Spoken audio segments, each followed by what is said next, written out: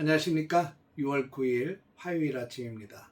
오늘도 주님과 함께 또 주님의 말씀을 가슴에 품고 힘있게 달려가는 저와 여러분들 되시기를 주의 이름으로 축복합니다. 오늘은 사도행전 2장 22절에서 32절까지의 말씀을 통해서 사망의 매임을 끊으신 예수 그리스도라고 하는 주제로 함께 은혜를 나누도록 하겠습니다. 먼저 성경을 보겠습니다.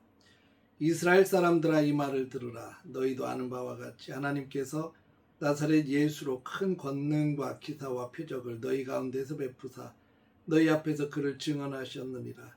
그가 하나님께서 정하신 뜻과 미리 하신 대로 내준 바 되었거늘 너희가 법 없는 자들의 손을 빌려 못 박아 죽였으나 하나님께서 그를 사망의 고통에서 풀어 살리셨으니 이는 그가 사망에 매여 있을 수 없었습니다.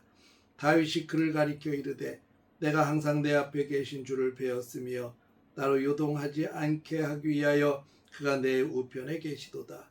그러므로 내 마음이 기뻐하였고 내 혀도 즐거워하였으며 육체도 희망에 거하리니 이는 내 영혼을 음부에 버리지 아니하시며 주의 거룩한 자로 썩음을 당하지 않게 하실 것이미로다.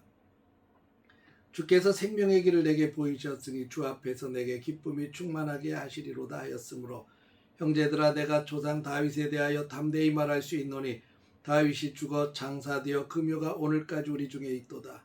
그는 선지자라. 하나님이 이미 맹세하사 그 자손 중에서 한 사람을 그 위에 앉게 하리라 하심을 알고 미리 본고로 그리스도의 부활을 말하되 그가 음부에 버림이 되지 않고 그의 육신이 썩음을 당하지 아니하시리라 하더니 이 예수를 하나님이 살리신지라 우리가 다 이 일의 증인이로다.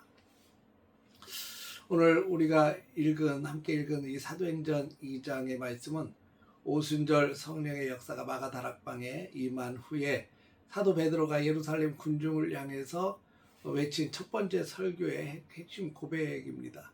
불과 얼마 전까지만 해도 예수님을 모른다고 3번이나 부인하고 두려움에 떨던 그런 베드로였죠. 그런데 성령의 충만함을 받은 그는 이제 목숨을 걸고 유대인들 앞에서 예수 그리스도가 누구인지를 담대하게 선포하고 있습니다.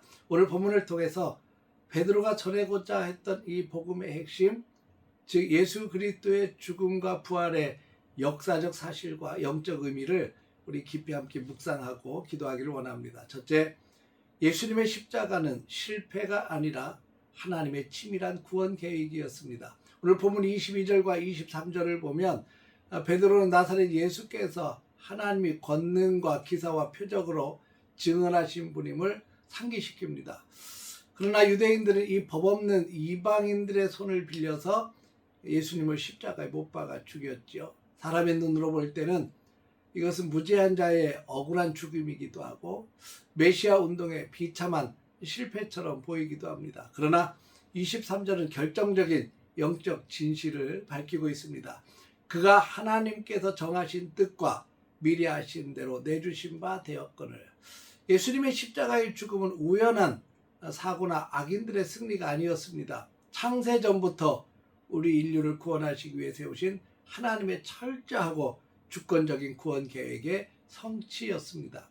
두 번째로 사망은 결코 예수님을 가두어 둘 수 없었습니다. 24절 말씀입니다.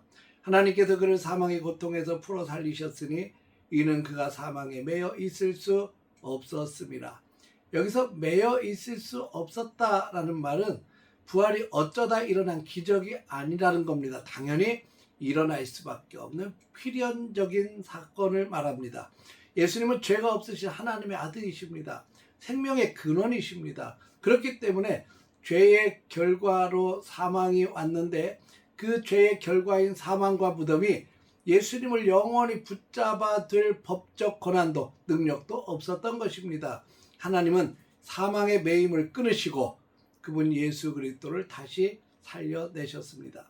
세 번째로 이 부활은 이미 다윗을 통해서 예언된 말씀의 성취입니다.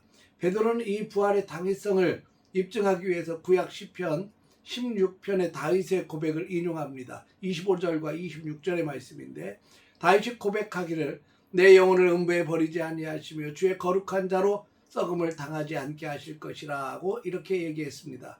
베드로는 유대인들이 존경하는 조상 다윗의 묘가 여전히 예루살렘에 있고 그의 육체가 썩었음을 지적하면서 이 예언이 다윗 자신을 가리킨 것이 아닌 것을 명확하게 합니다. 31절 말씀처럼 선지자였던 다윗은 미리 보았기 때문에 그리스도의 부활을 말한 것이었습니다. 그리스도는 음부에 버림이 되지 않고 그의 육신은 결코 썩지 않았습니다. 그리고 베드로는 이 위대한 선포에 정점을 찍습니다. 32절입니다. 이 예수를 하나님이 살리신지라 우리가 다 이 일의 증인이로다. 제자들은 환상을 본 것이 아니라 부활하신 주님을 직접 보았고 만졌고 함께 음식을 먹었던 역사적 사실의 목격자였고 즉 증인이 되었습니다. 오늘 말씀을 통해서 우리 삶에 두 가지로 적용하면서 함께 기도하기를 원합니다. 첫째는 삶의 막막함과 고통 속에서도 하나님의 주권을 신뢰하시기를 바랍니다. 예수님의 십자가가 인간의 눈에는 실패한 것처럼 보였으나 하나님의 가장 완벽한 구원 계획이었던 것처럼 우리 삶에 찾아오는 이해할 수 없는 수많은 문제들, 아픔들, 고난들 뒤에도 하나님의 선하신 뜻이 숨겨져 있습니다. 내 뜻대로 되지 않는 상황 속에서 우리는 실망하거나 낙심하지 아니하고 하나님이 정하신 뜻과 또 하나님께서 인도하심을 확신하며 주님의 주권을 인정하고 믿음으로 신실하신 하나님을 붙들며 나아가시기를 주의 이름으로 축복합니다. 두 번째는 사망의 매임을 끊으신 부활의 능력을 보여주신 그 주님의 은혜가 우리 삶 속에 가득 임하기를 원합니다. 예수님을 묶었던 사망의 줄을 끊으신 하나님이셨습니다. 오늘 우리를 얽어매고 있는 두려움과 염려들 또 죄의 습관과 절망의 사슬도 주님께서 끊어내실 것입니다. 우리는 죽음 권세를 이기신 예수 그리스도의 자녀들입니다.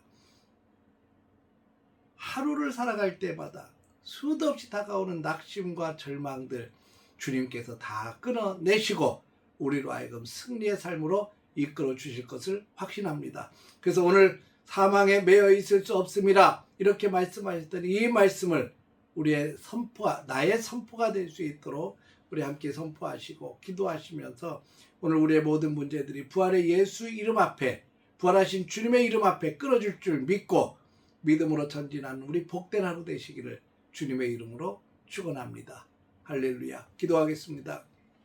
거룩하신 아버지 하나님, 태초로부터 우리 인류의 구원을 계획하셨던 그 하나님의 놀라운 계획이 예수 그리스도를 통하여 성취되었음을 믿습니다.